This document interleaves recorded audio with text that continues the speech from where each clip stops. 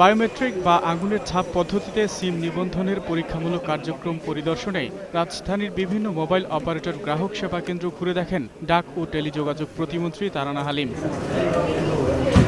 Mobile অপারেটরদের নির্দেশনাও দেন নির্দিষ্ট সময়ের মধ্যে জাতীয় পরিচয়পত্র ও আঙুলের ছাপ নিশ্চিত করে সিম নিবন্ধন প্রক্রিয়া সম্পন্ন করার।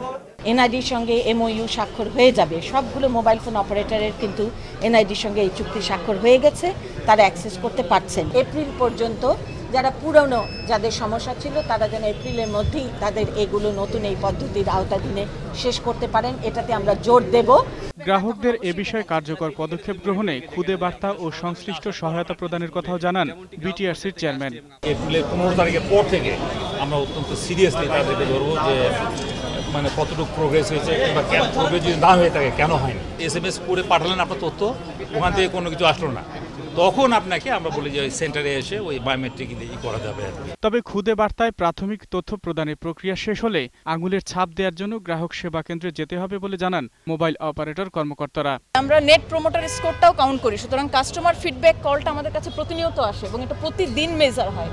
সুতরাং আমাদের যেটা হবে সেটা হচ্ছে যে কাস্টমার যদি ফিল করে যে তারা পাচ্ছে না, তারা ওই ইয়েটা পাচ্ছে না, আমরা ওই ইনিশিয়েটিভটা সঙ্গে সঙ্গে নেব। আকবর হোসেন সুমন, 21 টেলিভিশন, ঢাকা। মেজার করি সেটা হচ্ছে যে SMS যেটা সেটা